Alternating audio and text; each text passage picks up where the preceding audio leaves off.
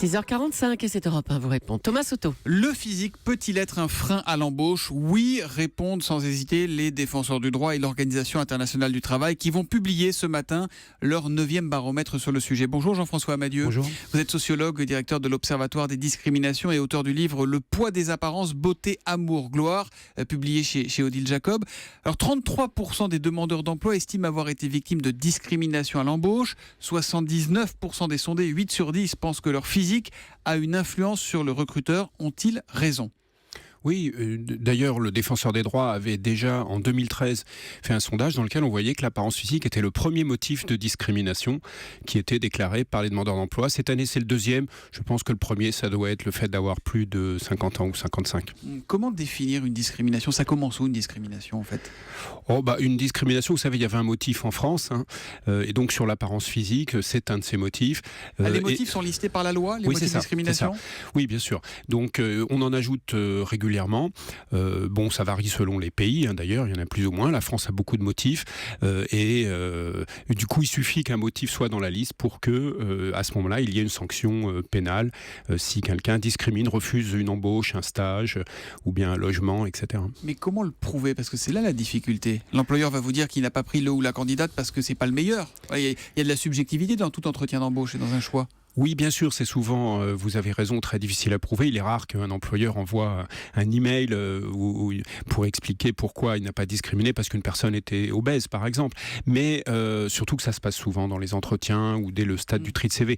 Mais il y a quand même des solutions dans la mesure où, par exemple, vous avez des employeurs qui demandent absolument la photo. Et ils ne traiteront pas un CV sans la photo. Et bon, le défenseur des droits... Ça fait partie des discriminations, par exemple ? Le défenseur des droits déjà a rendu plusieurs délibérations dans lesquelles il a expliqué que non, on ne peut pas demander pourquoi est-ce qu'on demande la photo, pourquoi on a absolument besoin d'une photo sur un CV. Et dans ce cas, les employeurs ont dit oui, d'accord, on comprend, on ne le fait pas. Mais enfin, c'est aujourd'hui extrêmement banal. Il faut dire aussi que les candidats à un emploi, les cadres beaucoup d'ailleurs, considèrent que s'ils ne mettent pas une photo sur un CV, ils n'ont aucune chance. Voilà. On a un tweet de Marc Belaïch à propos du CV. Le CV anonyme est-il une bonne ou une mauvaise solution ? Est-ce que ça existe encore, ça, le CV anonyme ? C'était la grande mode. Non, il y a eu une loi en 2006. Elle vient d'être abrogée cet été. Le gouvernement donc est revenu en arrière, mais elle n'avait jamais été mise en œuvre. Il n'y avait jamais eu de décret d'application. Oui, c'est une très bonne idée. D'ailleurs, à chaque fois qu'on a parlé du CV anonyme, on a toujours oublié de parler de cette question des apparences. Le fait d'être obèse, par exemple, ou pas obèse, qui se voit quand même sur une photo. Et c'est une très très bonne idée, bien sûr. C'est exactement la même chose pour que tout le monde comprenne. C'est la même chose que les copies d'examen, une copie du baccalauréat ou d'un concours. Parce qu'on luttera contre nos propres préjugés. Si on reçoit un CV anonyme, qu'on dit ce CV est génial, on sera plus disons que ça va, à même de il dire est sur la évident personne. qu'il y a plein d'informations qui vont pas fausser à un moment donné pour de mauvaises raisons le jugement d'un recruteur. Alors beaucoup disent au fond, ce serait irréaliste. Vous savez, dans les épreuves de la fonction publique, ça se fait comme ça depuis longtemps. Et puis surtout dans les copies d'examen. Donc finalement, pas mettre la photo, est-ce qu'on trouverait plus juste que sur une copie d'examen du baccalauréat, on mette la photo de la personne ? Est-ce que c'est une information ? Non. Donc en fait, c'est une très bonne chose. J'espère qu'on y reviendra. Est-ce qu'il y a une sorte de grossophobie qui prend de l'ampleur dans le pays ? Oui, bien sûr. D'ailleurs, on le voit, on va à un chiffre tout à fait frappant, c'est que depuis plusieurs années, il faut savoir que l'obésité concerne de plus en plus les personnes qui sont en situation de pauvreté, qui ont de revenus modestes. Donc de plus en plus, le fait d'être obèse, en surpoids même, est de plus en plus un problème, ce qui concerne d'ailleurs essentiellement les femmes. Les hommes étant davantage concernés par les effets de la petite taille. La petite taille. Oui. Un petit homme aura plus de mal à trouver du travail. En principe, femme qui est alors il y a plus toujours cette enrobée. plaisanterie parce qu'on dit toujours que certains deviennent président de la République et sont tout petits, bien sûr. Et voilà, et même ils prétendent plusieurs fois. Mais c'est en fait, c'est statistiquement parlant, c'est plutôt une difficulté qu'un avantage. Et que risque un employeur qui pratique la discrimination ? La sanction, c'est 45 000 € d'amende, 3 ans de prison potentiellement. Bien sûr, il y a des condamnations, rassurez-vous, on n'a jamais condamné. Non, on ne condamne jamais, bien entendu, à des peines de prison sur ce sujet. Il y a déjà eu des peines d'amende. Et puis, en fait, ce qui compte beaucoup, c'est le retentissement médiatique.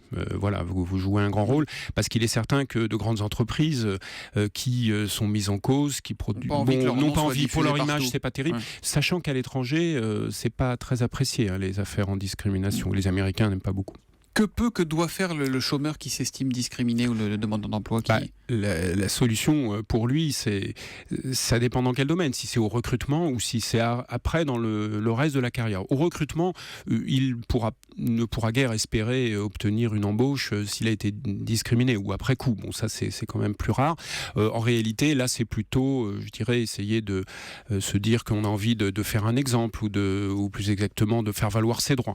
Enfin, là on est plus au pénal si vous voulez. Donc en fait la solution, bien sûr, vous écrivez, oui, le job est perdu, vous écrivez au demandeur au défenseur des droits et lui s'occupera de la suite.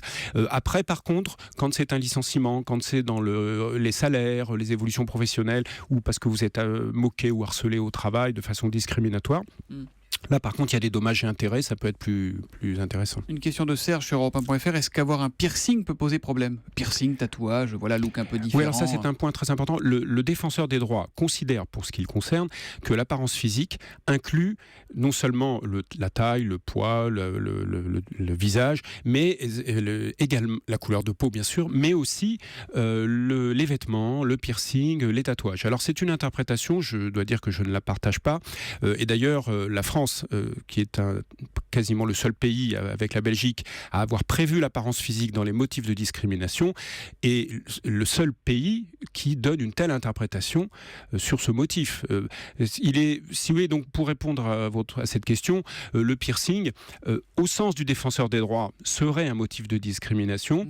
Pour ce qui me concerne, nous qui étudions beaucoup les discriminations, on pense que, soyons réalistes, et je pense qu'il n'est pas complètement incompréhensible qu'un employeur, lors d'un entretien de recrutement, parce que c'est là que ça joue beaucoup, se dise je vais utiliser je vais essayer comme information, comme signal, qui n'est pas forcément discriminatoire, me dire que il y a dans l'apparence vestimentaire ou dans le look de quelqu'un quelque chose qui peut convenir ou pas à mon entreprise. L'image de l'entreprise. Bon, en même temps, d'un côté, il ne faut pas sortir du moule et de l'autre, il faut bien se distinguer parmi une montagne de candidatures. Quels sont les petits conseils tout simples peut-être que vous pouvez donner pour finir ?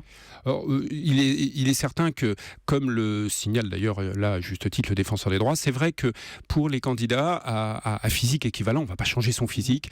C'est vrai qu'il y a des détails que tout le monde connaît un petit peu, mais dont on sous-estime l'importance au recrutement. Par exemple, le maquillage.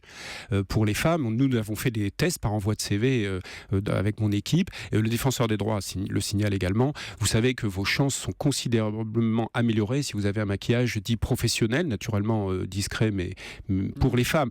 Ensuite, ça paraît ridicule, mais ça a un impact très fort. Ensuite, vous allez bien sûr avoir tous les détails de votre apparence vestimentaire qui comptent beaucoup. Il faut être très vigilant. Oui, mais il faut être très vigilant. Et puis aussi faire attention, là on le voit aussi dans l'enquête du défenseur des droits, bien sûr à la question de la coupe de cheveux, etc. Alors d'une certaine manière, tout ça ce sont des normes, on peut bien sûr les contester, mais si un demandeur d'emploi veut améliorer ses chances de façon certaine, mais vraiment, il faut être très professionnel, je dirais presque, allez, disons-le, un peu manipulateur. Puisqu'on a choisi de prendre en compte ces critères, eh bien, il faut que les candidats n'hésitent pas à aller jusqu'au bout de la logique. Merci beaucoup Jean-François Amadieu. Je rappelle le titre de votre livre, Le poids des apparences, beauté, amour, gloire, publié chez Odile Jacob. Merci et bonne journée à vous.